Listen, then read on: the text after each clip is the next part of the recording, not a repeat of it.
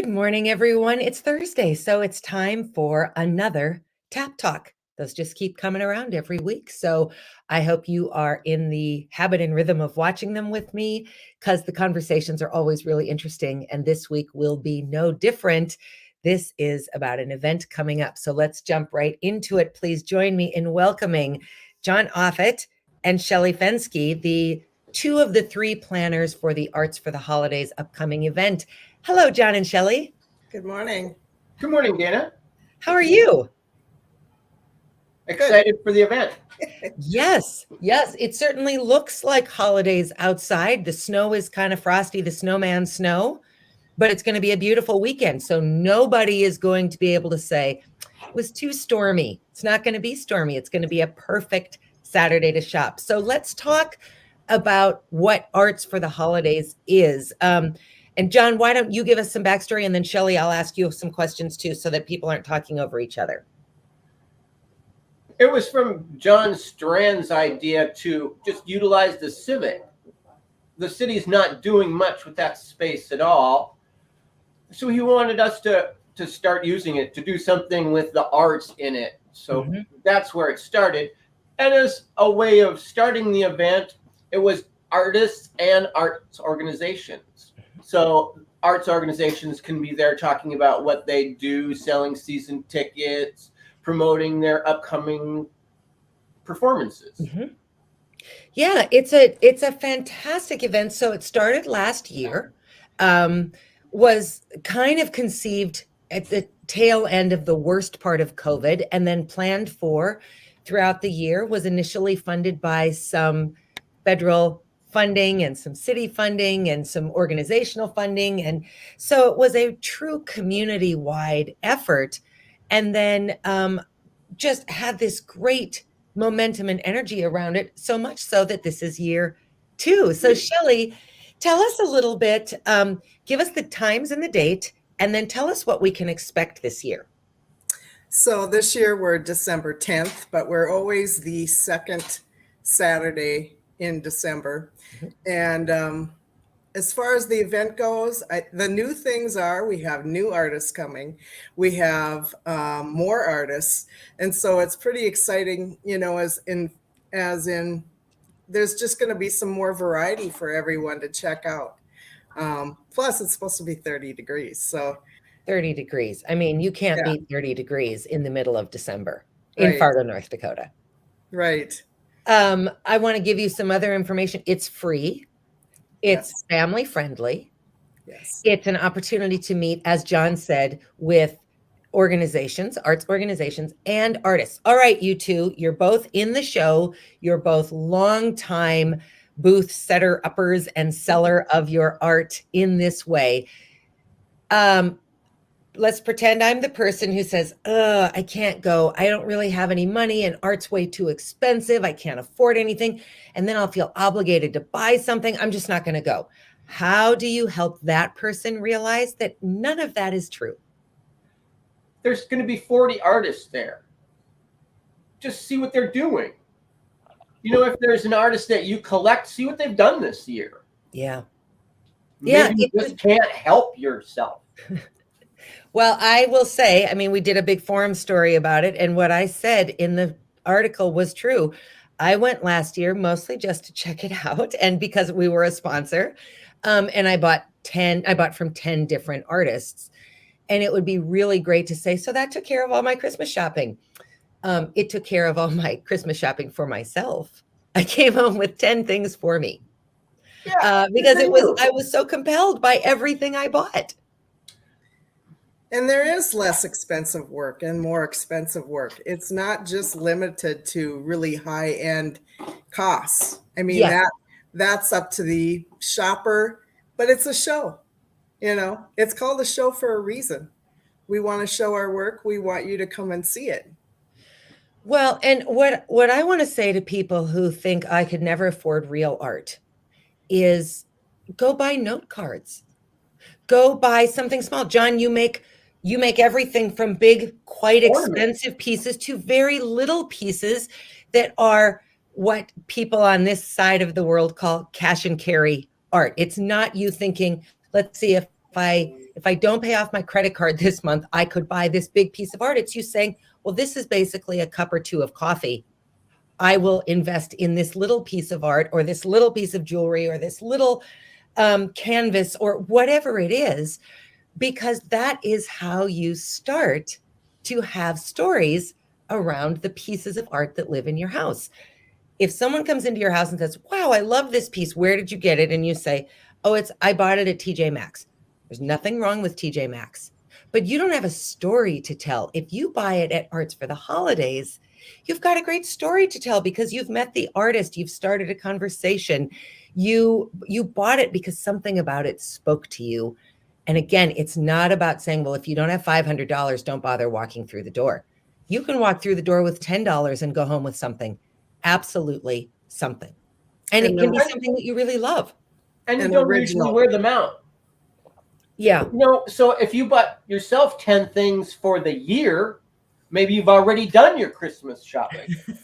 Well, yes, You've enjoyed them for a while. Now it really means something to you as a gift.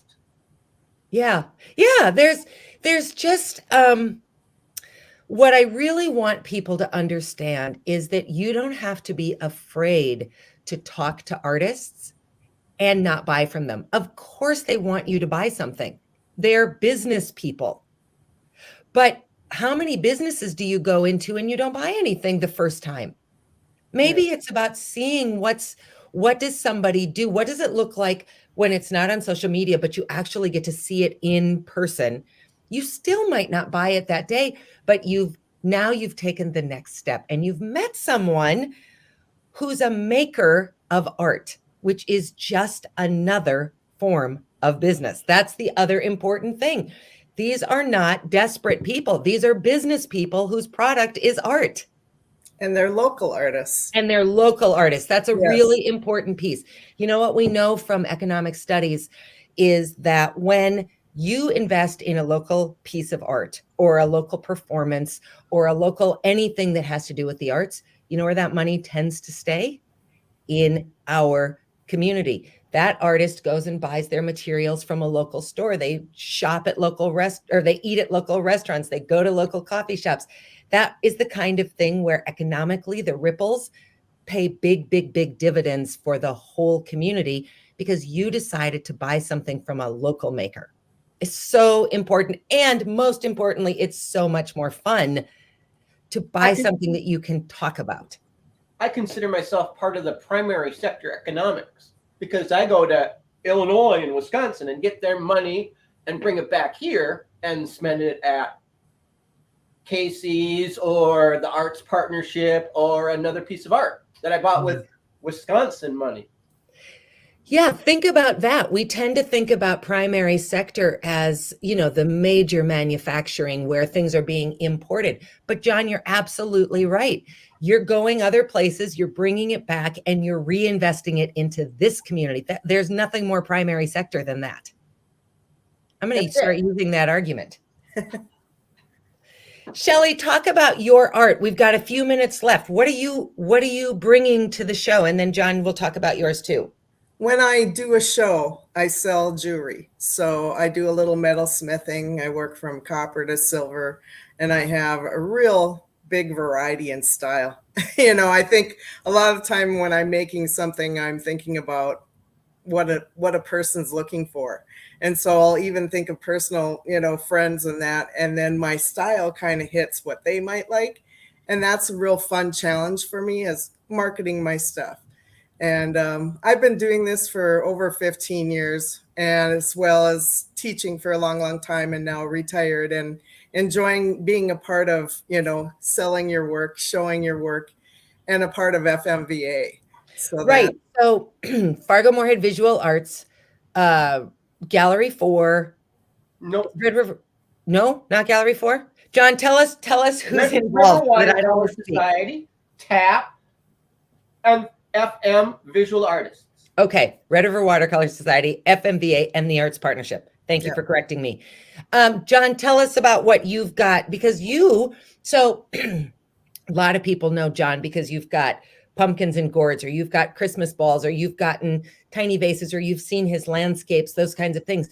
But you got a grant during COVID from the Arts Partnership to really sort of re-envision your art, which doesn't mean you can't find those other styles. But what are you working on now that maybe people haven't necessarily seen from you? I'm working on fusing glass, doing it in a kiln rather than the very physical process of glass blowing where you're standing up, sitting down, standing up. The most enthusiastic part of the hardest part of fusing is opening the kiln. Oh, well, that's not so bad. That's not so bad. It's something I can do on wheels. I'm getting older. I'm planning this transition. It's taking several years. Thank you to the Arts Partnership for helping me along that path. I still haven't released any of it. I'm still not trying to sell any of it. I'm still learning how to do it. Yeah. That's something I think is so important also for people to understand. And you both have sort of touched on this. You're long time artists, long time makers, but you don't just depend on, well, I know that this is what I make, and so I'm just going to mass produce this to whatever extent I can.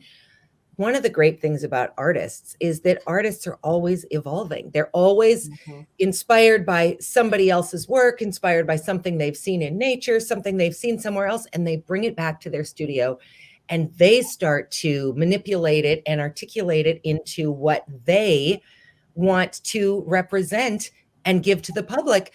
So again, if you think, well, I know all the artists in town, I've seen all their work, there's nothing new to see. That's not true. That's not See true. what we made this year. Thing. Yeah, every year it's going to be different. Yep. Oh, you know what? Lisa Burns, who's the other person on this planning committee who couldn't join us today, wrote and said, artists love to talk about their process. So that goes back to that point of you don't need to be afraid to approach an artist, because artists really do almost always love to say, all right, so this was the inspiration for this, or this was what I was thinking about, or these are the tools that I use, because artists want people to understand the process, because it's such an incredibly unique and personal thing to them. I think there's real value in sharing the process and the inspiration with people, don't you? The line you hear in my booth a lot is, if you have any questions, I love to talk about it. I'm not really trying to sell you things as much as, I want you to learn about glass. So you want it. Because you know something new about it. Yeah, that's a great way to say it. So Shelley, give us the time. And it's this Saturday. Give us the times again one more time. 10 to 5 o'clock 10 to 5 at the at the Civic. Downtown Civic. Yep. Free to everyone. Probably don't bring your puppies, but beyond that, bring your kids. You have to manage them a little bit. You can't just, it's not a romper room. But if you introduce children to art, then children never believe that art isn't for them, because art is for them as long as they know that they're welcome there, and as long as you help them be careful. You have to help them be careful, but they should. As a glass artist, I can tell what a show is going to be like, or what a community is like, by how they treat their children walking into a booth full of glass. Yeah, I bet that's true. Let me just also say this, however. It's very clear that John Offit does not view glass and has more experience with glass than anyone else I know, because I've seen John, I wouldn't say chuck glass, but I've seen you toss it pretty roughly. It's sturdier than we give it credit for. Another line you'll hear in my booth is, think about the tumblers in your cabinet and what a durable material it really is. That's an excellent way to think of it. So if you have shopping to do for other people, this is the perfect weekend to go downtown and make this one of your stops. If you have shopping to do for yourself, I'm going to be there on and off all day long. So if you see me, stop me to show me what you've bought, and I'll show you what I've bought. Bring your friends, bring your family, stop and get a cup of coffee, and then come and enjoy this show. It's such a great community event. It's such a great way for you to get in the holiday spirit, support local art, support local business, have a lot of fun, see other people who care about this work, and most importantly, meet and learn about art. Thank you both for joining me. Any last thoughts? Any words of wisdom? Thank you. All right. We'll see you Okay. on Come see Saturday. what we're doing. Come see what Come we're and doing. see. It's the best way to support local art. Absolutely. Thank you both for joining me. Good luck setting up tomorrow. I'll see you on Saturday. I hope to see the rest of you there too. Have a great day. Thanks. Thanks.